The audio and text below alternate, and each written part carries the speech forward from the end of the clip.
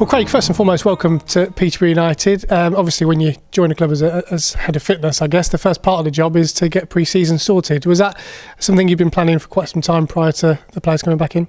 Yeah, definitely, yeah. Obviously, busiest time of year for myself and the rest of the medical team as well. So we've been putting plans in place along with the gaffer and Strax and Mark as well. Sean's input with that. So yeah, getting things together so hopefully we hit the ground running come the first game of the season. Yeah, is that getting harder and harder as the game evolves year on year? Because back in the olden days, pre-season was just running full stop, whereas now there's so much testing that needs to be done to give yourself the best possible opportunity of getting through the season knowing your players. Yeah, definitely. And I think for myself as a new member of staff and Gary the physio as a new member of staff as well, it's been an interesting and productive few first days for us. Getting some good data on the players, lots of new faces on the playing staff as well. So for everyone to get to know each other and for us to start gathering information along with Matt's input as well, it's been really, really useful. Yeah, is that nice as well? Because obviously as members of staff that are new, there's obviously 8 new players as well. You don't kind of feel like the new boy on the block on the first day of pre-season because you're all in the same boat. And I guess as someone that's putting those plans into place, you kind of can help the players through it because you're in a similar boat. Yeah, definitely. I think with the rest of the staff and the players are now welcoming they've been to me as well early on. It's been fantastic. Yeah, everyone around the club have helped me settle in really quickly. So yeah, it's definitely been a smooth transition, I'd say. So the players were in on Monday. Now I guess before they arrived, they've obviously had their own programmes to stick to. They probably in their minds would have had an idea about what was going to happen on day one. But just talk us through what your plan was when they first came through the building. Sure. So the lads were given off-season programmes. So they've had probably about 7 weeks from the last game of last season to the first week of this pre-season. A couple of weeks of rest and then sort of a gradual build-up through their work for that. Reported back on Monday, quite low-key in terms of the screens they did. So a lot of physio, bed-based stuff. We did body fats. Did some movement screens, some jump screens as well. Tuesday was a little bit more physical, so we were outside in the morning for some sprint testing, some agility work and also the yo-yo test, and then came in the gym in the afternoon for some gym-based work as well. Yeah. Is the yo-yo test the sort of equivalent of a bleep test in the olden days, or is it something different in terms of what you're looking for with regards to the test? Yeah, a little bit newer to that.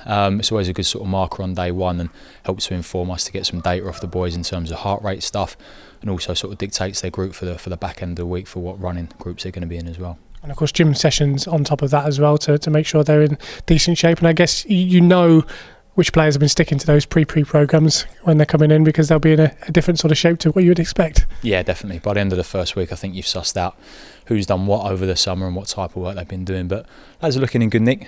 New boys as well have come in good shape. So as a group I think we're pleased. They've worked well again today. So yeah, hopefully move forward quickly. And of course the games programme obviously starts when we're out in La Manga. That gives you probably 10 days or so prior to that departure. Is that 10 days just about getting a base level of some fitness to work with, or are you looking for something specific during that time to go out to Spain with?